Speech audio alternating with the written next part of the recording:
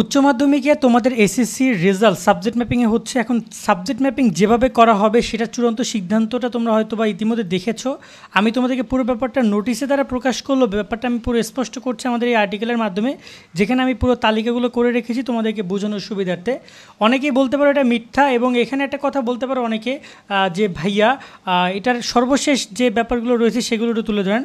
আমি তোমাদেরকে সেই বিষয়টা বলছি। আপাতত আমি ভিডিওটি করছি 2টা 37, তার আগ পর্যন্ত তথ্যগুলো দিচ্ছি, তারপরে অনেক তথ্য হয়তো আসতে পারে।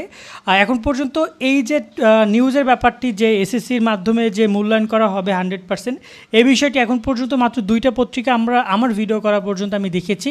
একটা হচ্ছে যমুনা টিভি, কিন্তু তারা এই যে 25 সেপ্টেম্বর 1:16 মিনিটে তারা এই নোটিশটা নিউজ দিয়েছে যে এখানে এসএসসি থেকে তারা নেওয়ার পরিকল্পনা গ্রহণ করেছে।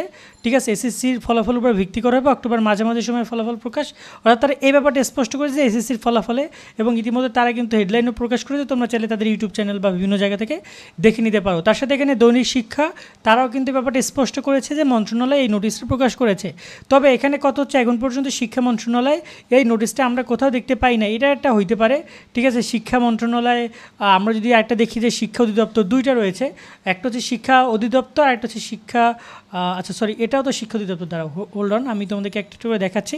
মূলত 2টা রয়েছে। হ্যাঁ, এটা হচ্ছে শিক্ষা মাধ্যমিক উচ্চ শিক্ষা বিভাগ। সো এখন পর্যন্ত তাদের ওয়েবসাইটে সম্পর্কিত কোনো নোটিশ প্রকাশ করে নাই, বাট কেন করে নাই, কী জন্য কি সেটা আমরা বলতে পারছি না।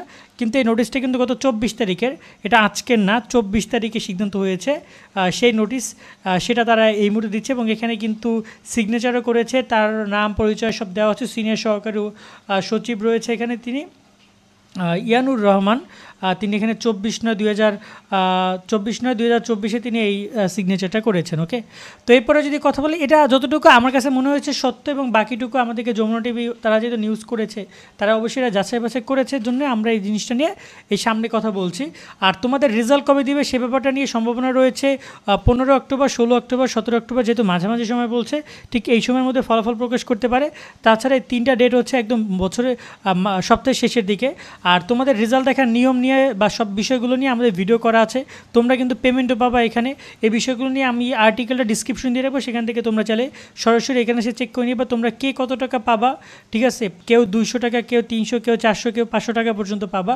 সো অবশ্যই টাকাগুলো কলেজ থেকে বুঝে নিবা, আমি আর্টিকেলটা ডিসক্রিপশনে দিয়ে রাখবো, বা তোমরা শুভশ্রী.com এসেও দেখে নিতে পারো। এবার আসি তোমাদের মূল্যায়ন কীভাবে করা হবে। দেখো, যে বিষয়গুলো এক্সাম হয়েছে, অর্থাৎ বাংলা প্রথম দ্বিতীয়, ইংরেজি প্রথম দ্বিতীয়, তথ্য ও যোগাযোগ প্রযুক্তি, পদার্থবিজ্ঞান, হিসাব বিজ্ঞান, যুক্তিবিদ্যা, এই সাবজেক্টগুলো সরাসরি তোমার এসএসসি থেকে আসবে, কারণ এই নম্বরগুলো অলরেডি টিচাররা দেখে সেই নম্বর বোর্ডের কাছে পাঠিয়েছে। বোর্ড সেই নাম্বার সফটওয়্যারে এন্ট্রি করে রেখে দিচ্ছে, সেই নাম্বারগুলো যুক্ত হবে। এখানে যদি কেউ ফেল করো, সাপোজ আইসিটিতে যদি কেউ ফেল করো, তার কিন্তু মূল রেজাল্টটাই ফেল আসবে।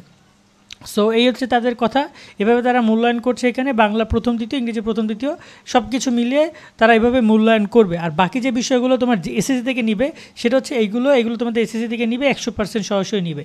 তো রেজাল্ট তৈরি করার বিষয়টা নিয়ে আমরা পরবর্তী একটা ভিডিও তোমাদের স্পষ্ট করব, যে এক্স্যাক্টলি কোন নিয়মে তারা রেজাল্টটা তৈরি করতে চাচ্ছে। বাট এইটুকু আপাতত শিওর যে তারা 100% এসএসসি থেকে নিয়ে রেজাল্টটা তৈরি করবে। আর একটা কথা তোমাদেরকে আমি একটু বলে রাখি, এই ব্যাপারটা সত্য বলেই তোমরা আপাতত মেনে নাও, কারণ এটা মিথ্যার সম্ভাবনা খুবই কম। যদি মিথ্যা আছে তাহলে এই ভিডিও বা এইরকম কোনো কিছু আমরা ইউটিউব থেকে ডিলিট করে দিব, ফেসবুক থেকে ডিলিট করে দিব।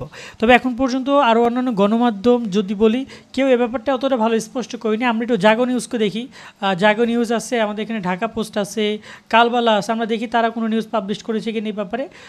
জাগো নিউজ এখন পর্যন্ত এ ব্যাপারে কোনো নিউজ পাবলিশ করেনি। তারপরে এখানে ঢাকা নিউজ, তারা এখন পর্যন্ত এ ব্যাপারে কোনো নিউজ পাবলিশ করেনি। এখানে ইন্ডিপেন্ডেন্ট টেলিভিশনে কোনো নিউজ আমরা দেখছি না।